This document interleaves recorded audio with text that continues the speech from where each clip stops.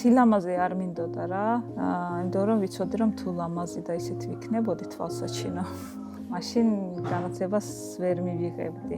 შეიძლება გოგო აქტივისტი, ფემინისტი არ იყოს სასურველი ამ სოფლისთვის ამ თემისთვის, თუმცა ეგეც ვიცი რომ თუ რამე დამჯირდება, ამ ხალხის იმედი მაქვს. სხვათაშორის ბავშვობაში მაგით ვართ გაზრდილი, რომ არ უნდა ვაწყენინოთ ქართველები. ეს ხო მე განვიცადე, სხვა არ უნდა განიცადოს და მოდი რაც შემიძლია გავაკეთო. თამეშიში მქონდა რომ თუ ვერ ჩავაბარებდი საგნებს, გამათხოვებდნენ.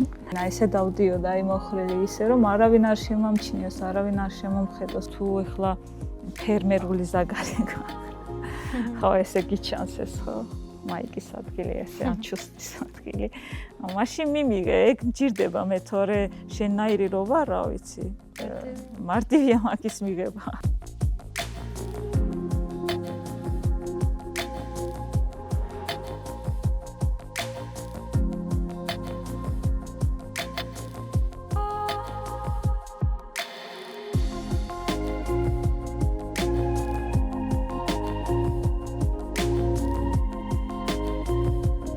მე ვარ თოზუგულ მამედილი, ორმღალნოდა ვარ. ეხლა ვარ ფემინისტი, აქტივისტი, ჟურნალისტი. ხო, აქ დავიბადე ამ სახლში. აქ გავიზარდე, სკოლა აქ დავამთავრე, აზერბაიჯანულად. ვერ ჩავაბარე უნივერსიტეტში ერთდროულად პროგრამით და მაგის მერე სუთბირისში ვარ.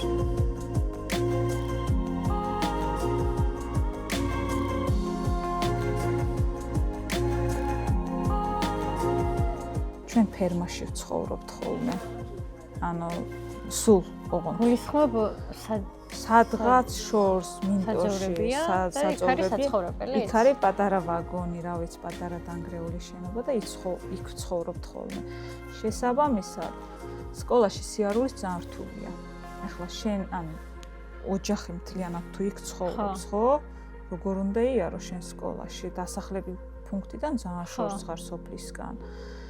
ანუ ამაში გარყავთ ძალიან ბევრ ბავშვს ახალგაზრდას, ძალიან ბევრს ვიცნობ, ჩვენი მეზობელი ყოფილა ფერმაში, რომელიც სკოლაში საერთოდ არ უვლია. მე ეხლა ბებიასთან ცხოვრობდი, დედაჩემის დედასთან და მასე დავამთავრე. ანუ არ ცხოვრობდი ფერმაში.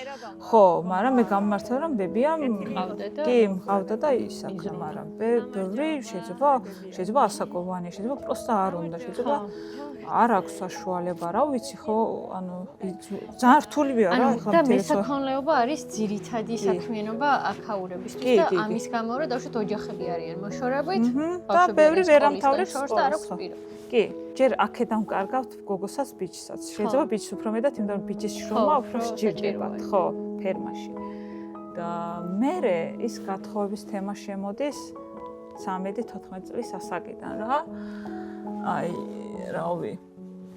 ანუ ისინი მოდიან ელჩი ქვია ჩვენთან. ეგეც ძალიან რთულია რომ გაუძლო მაგას უარი თქვა რომ არ მინდა მე ის და მინდა რომ ჩემი შვილმა დაამთავრა სკოლა. მან შემოდის მე ადრე იყო მოტაცების თემაც. ეგ საფრთხეც იყო. ეხლა ბოლო პერიოდში არ არის მადლობა ღმერთს, მაგრამ ძალიან ბევრი ვიბრძოლეთ მაგისთვის რა, არ ვიცი თავის დროზე. ეხლა ნაკლებად არის. ეხლა ის ამბავიც დაემატა რომ ამბობენ რომ განათლებული გოგოებს მერე არ უნდა თუ გათხოვებაო, ჯობია რომ სანამ განათლებას მიიღებენ. ხო, მანამდე მოდი ისავქნათ. ხო. შენ როგორ გადაურჩი ამ 13-14 წლის ასაკში? მე გამმართლა. ერთი ის რომ დები მყავდა ჩემზე უფროსი. მაგრამ ისინი რა ასაკში გათხოვდნენ? ადრე? არა, კარგი, ნორმალურ ასაკში, 1-18 ადრე იყო. მეორე 20 და რაღაცა. ასაკში. ანუ სანამ მაგათი თემა იყო რა ჯერ.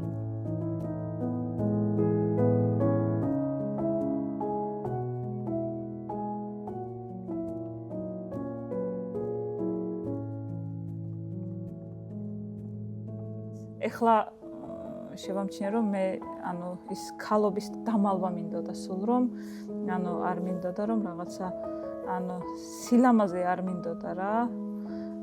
იმიტომ რომ ვიცოდი რომ თუ ლამაზი და ისეთი ვიქნებოდი თვალსაჩინო.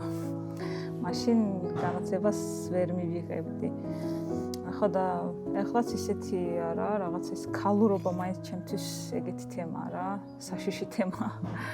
ანუ მესმის ცოტა ცხოვრა ამის ვამბობ, მაგრამ ხო, მე მგონი ამან გადამარჩინა ესე დავდიოდა აი მოხრილი ისე რომ არავინ არ შემამჩნიოს, არავინ არ შემომხედოს, რომ ოღონდაც გადავრჩე.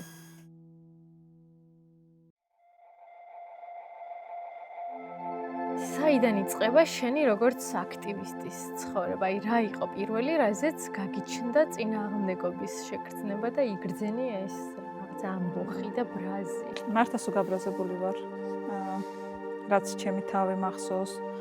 აი ერთი მომენტი მახსოვს, როცა ძალიან და 10 წლის ვიღავი და ფერმებში როგორ ცხოვრობთ, იცი, აი დავუშვათ პატარა შენობა, ერთი ოთახში შენ ცხოვრობ, ერთი ოთახში მეორე ოჯახი რა. ხო და ის შესაბამისად, ანუ იქ ცემდა ვიღაც კაცი ცოლს, ჩვენ გვესმოდა ქალის ღვირილი. ან ძალიან ისეთი აგრესია მქონდა, თან ეგ გვასწავლეს, რომ სხვის ოჯახის საქმეში არ უნდა ჩავერიოთ, ანუ პატარაც ვიღავი ფიზიკურადაც.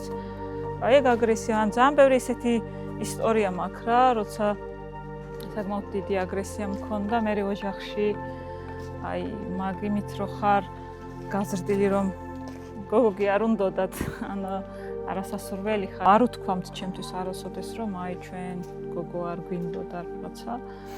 მაგრამ ალბათ რაღაცნაირად იგრძნობოდა ის სახლში, ოჯახში.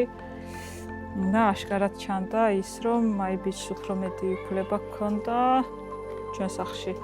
აი ის გააზრებული მქონდა რომ რაც გვაქვს სახლი, ეს ძმის სახლია, ქონება ძმის არის ეს ყველაფერი და სულ მაგას გვასწავლიან რომ დროებით ხარ შენ ამ სახლში, ეს სახლი შენი არ არის.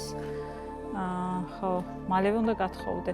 და ხშირად ამ ნადრევ ქორწინების ერთ-ერთი მიზეზიც ეგ არის, რომ გოგოებს უნდა რომ საკუთარი სახლი ჰქონდეს, აი სადაც მე ვარ პატრონი. იმას რომ დენიან რომ აი ეს შენი არ არის, შესაძლოა შენ გინდა რომ შენი გქონდეს. ეგ იყო ხო სამართლობის განცდა მქონდა საკმაოდ დიდი ხანი და საკმაოდ დიდი ის მქონდა мотиваცია მქონდა სწავლის განათლების მიღების. რაც გააკეთე კიდეც. ხო, მაგრამ ძალიან მაწვალა ამ სურვილმა, ამ ამბიციამ. ხო და მე მგონი მაქედან დაიწყო ყველაფერი. მერე კიდე ხო, უკვე ქმედებაში გადავიდა. მერე ოდნავ ანუ რადიო რო გქონდა, რომ ვიცოდი რომ სხვის ხმა შემიძლია ვიღო. ქალების, გოგონების, მაშინ აღვიქვი ეს ყველაფერი, რომ ხო შემიძლია რამე გავაკეთო. და ძირითადი ის мотиваცია ის მაქვს, რომ ხო, ანუ მე რაც განვიცადე, არ მინდა რომ სხვამაც იგივე განიცადოს რა. მაგითო მინდა ეს ცვლილება. ანუ ცოტა რთულია. ამ ყველაფერს შეიძლება მთელი ერთი ცხოვრება დახარჯო და რაღაცა სასურველ შედეგამდე არ მიხვიდე, ვერ მიხვიდე.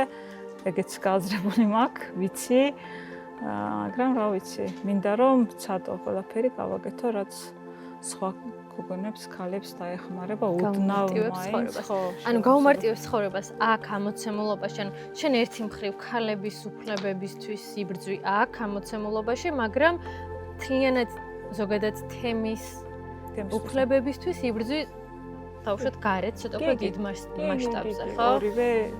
ხო, ორივე ვცდილობ რომ გავაკეთო ერთდროულად. ხო და ხანდახან ერთმანეთთან წინააღმდეგობაში მოდის ეს ორი რა. აი დავუშვათ ამბობენ რომ ან ბევრი იმ გზას ირჩევს, რაც უფრო მარტივია. ეხლა თუ ფემინისტი არ ვიქნებოდი, თემთან კომუნიკაცია უფრო მარტივი იქნებოდა. ხო?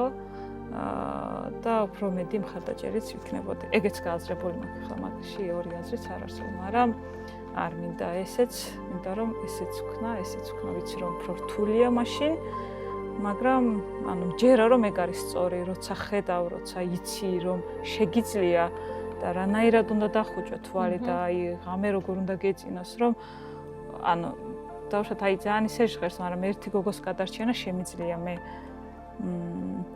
და კიდევ შემიძლია პატარ-პატარ საქმე გავაკეთო და საბოლოოდ დიდ შედეგამდე მივალ რა. ხო და რატო არ უნდა გავაკეთო ეს აი როგორ ხედავ შემიძლია და რატო არ სად ამ ყველაფრის ძალას, აი ამ ბრძოლის ძალას, როგორ ფიქრობ, საიდან იღებ? არ ვიცი, ანუ მე მგონია რომ ეს წღენა და ეს აგრესია არის ბავშვობიდან და წამასული და დაგროვებული. კი. კიდე გასაზრდოებს? ხო, ჯერ კიდევ იმაშურები რომ ეს ხო მე განვიცადე, სხვა არ უნდა განიცადოს და მოდი რაც შემიძლია გავაკეთო ოდნავ მეტი და სულ ამაში სხვათა შედეგი დამღლილიც არის რომ არასოდეს არ ვარ კმაყოფილი ჩემი აქტივიზმით სულ რომ უფრო მეტი შემეძლო თან კომუნიკაცია მიჭირს, იმიტომ რომ დედა ჩემი არსად არ გვიშვებდა. ხო და ძალიან მიჭირს საჯარო ადგილებში ყოფნა, საუბარი ადამიანებთან, ერთი მესიჯიც ანუ მიწერაც ძალიან მიჭირს. და საერთოდ არ არის, ანუ საჯაროობა ჩემი ამბავი არ არის, ძალიან მიჭირს, მაგრამ ვიცი რომ საქმეს ესე სჭირდება, ეს უნდა გავაკეთო, ვაიწვლებ ჩემ თავს და ამაში ძალიან ვიგლები. თუმცა ხო შაშანძი მოხდა, მე მგონი აითაჯი, 15 წლის გოგო, ამ სოფელში მოკლის ლამბალოში, ქმარმა მოკლა, დმანისელი გოგო, მოტაცებული ყავდა ჩემ ხელაკაც და აითაჯის ფოტო მიდევს ჩემ გალერეაში და რო ვათვალიერებ ფოტოებს, ხედავ ხოლმე და ხო, მაშინ მახსენდება, რატომ უნდა გავაკეთო უფრო ბევრი, რომ ეს შემთხვევა კიდევ არ გამეორდეს.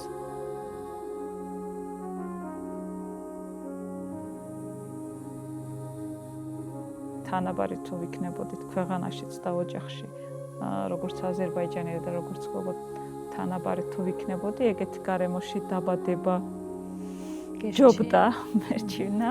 ანუ დაუშვათ საღამოს კიდე რომ საღამოს კი არა დღისით კიდე რომ რაღაც გახვიდე ღავადარია შენ მეგობართან ერთად საწახვალ საფალში ხო ღავას არც არ აკეთებ ხო ერთი დრაივია ხო ჩაის სვამთ მაგრამ ხანდახან ღავა მინდა ღავის კულტურა არის ღავას საერთოდ ვერ იგოვი ხო ღავის კულტურა არ არის და რაც არის რესტორნები მხოლოდ კაცები შედიან აი თუ გინდა რომ სოფელში იმუშაო სად უნდა იმუშაო რა ვიცი თუ მასწავლებელი არ ხარ, ან ექთანი არ ხარ. ანუ შეზღუდული შესაძლებლობებია კი. დასაქმების მხრივ? არა მარტო, გართობის, დასაქმების.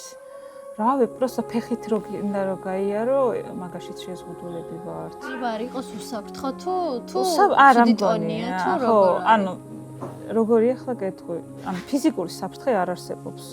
მე არ მინახავს, მაგრამ ანუ არ არის მიღებული რომ ქალებმა ქუჩაში ისე თავისუფლად იარონ რეპროდუქციულ ასაკში. ახლა ასაკოვანი ან პატარა გოგოები კი დადიან. მე რაც მომწონს, ფეხით სიარული მომწონს, ვერ ვაკეთებ მეგობრებთან. ან მანქანით უნდა იარო სულ, გარეთ დროს ვერ ადარებ და მე სულ გარეთ ვარ ხოლმე ზოგადად. შესაბამისად, ანუ აქ ყოფნა კი მიყვარს, მიხარია, მაგრამ მე ვეზრდები რა.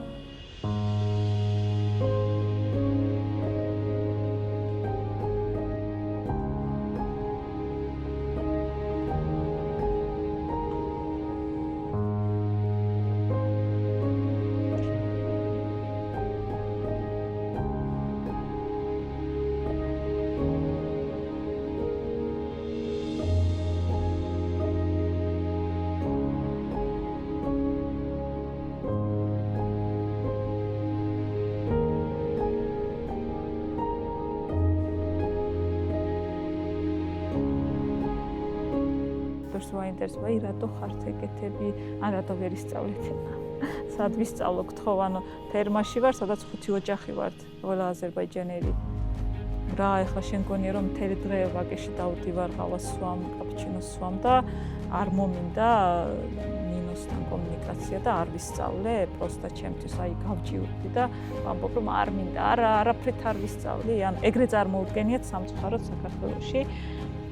ჩვენი ინფორმაციის დეფიციტიც არის და მაგიტო ხა მე მაგას არ ვიცნობ. არ ვიცოდი ხა აი ეგ წესი რომ აი ხა გიწევთ რომ ფერმაში იყოთ ხანგრძლივად მოშორებით დისტანციურად ანუ ეს ყველამ არ იცის. კი ვიცი რომ არ იცის და ეგ არის დასაწყვეტი რომ ერთმანეთს არ ვიცნობთ, არ შევდივართ კომუნიკაციაში.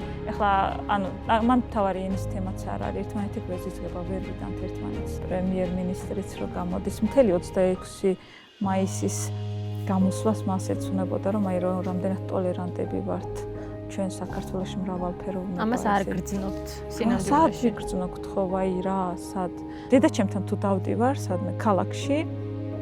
ეხლა დედაჩემ შალს ადარებს. ხო და ანუ აშკარად ეთყობა რომ ისა აი როგორ გიგურებიან იცი ის ფეხი რო გადავდგი ბადიაურში ეგრევე დაიწყებ ვაუ თათარს რა უნდა აქ საავადმყოფოში რომ მივდარ ესე მიყურებ და სად არის ეს ტოლერანტობა არ ვარ და მაგის აღიარებაც გვიჯერს და ვინმე თუ საუბრობს მაგაზე მე რო ღიზიანდებით რომ აუ ამან კიდევ რაღაცა მოიგონა ეხლა რა გინდათ სკოლაში ხო დადიხარ მოქალაქეობა ხო გაქვს მედი რა გინდა თანასწორობა მინდა მედი რა მინდა ეხლა აი ამ ყველაფერს დავუშვით ახლა ბოლო წლებში შენ თბილისში ცხოვრობ. კი. იქაც ესე მძაფრად გრძნობ? ანუ მძაფრად ვერ ვეტყვი ახლა ხო რაღაცა ან კარგად რო გაცვია და რაღაცა ნორმალურად თუ საუბრობ ქართულად ხო მაშინ უფრო მარტივია მიღება მაგას რა უნდა ხო მიგიღებ როგორც ხარ თუ მაგრამ თუ ძალიან განსხვავდები მაშინ თუ ძალიან განსხვავდები თუ ახლა ფერმერული ზაგარი ხო ესე გიჩანს ეს ხო მაიკის ადგილი ესე ან ჩუსტის ადგილი მაშინ მიმიღე ეგ მჭირდება მე თორე შენნაირი რო ვარ რა ვიცი მარტივია მაგის მიღება თუ რამე აზერბაიჯანში წადით აი ეგეთი ისინი სულ ისმის რა ვემუქრებიან და სხვათა შორის ბავშვობაში მაგით ვართ გაზრდილები რომ აი ჩვენც ის ვართ რომ არ უნდა ვაწყენინოთ ქართველები თორე გაგუშვებენ ქვეყნიდან სათქამიშებ გთხოვ რა ვიცი ჩემი წინაპრების საფლავი არის აქ და ამ სახსრავი რამდენი წლიანი ისტორია აქვს და რა ვიცი ერთად ვაშენებდით ქვეყანას და რა ვიცი შენ ცხოვრება რომ ამბავი იყოს ან რა ერქმეოდა ან როგორ დაიწყებოდა ან როგორ დასრულდებოდა არ ვიცი რა ერქმეოდა არ ვიცი ანუ მოძრაობა ალბათ მინდა სულ მოძრაობ ჩერდები როგორ დაიწყებდა სადღაც 15 წლის ასაკიდან დაიწყებდა მანამდე ისე ვიღავი არაფერში არ ვერეოდი დასრულება იდეალური დასრულება არის აი ქუჩაში იორმუღალნის ქუჩაში თავისუფლად გოგონები რო დადიან არ ეშინიათ ის შფოთვა არ აქვთ შიში არ აქვთ აი ხო ან სხვაგანაც ეს მოდაცების შიში ნაადრევ ქორწინების შიში ქმარი თუ გამაგდებს სახლიდან სად წავალ ვერ დავშორდები ამ ქმარს იმიტომ რომ ძმა არ მიმიღებს რა ვქნა ბავშვები რა ვქნა აი ეგეთი შიში რო არ არსებობდეს ქალებში საქართველოში აი ეგეთი დასასრული იდეალური მე შემწე მოგდე აი ვაფშე არაფერი არ მინდა ცხოვრებაში მაგაზე მეტი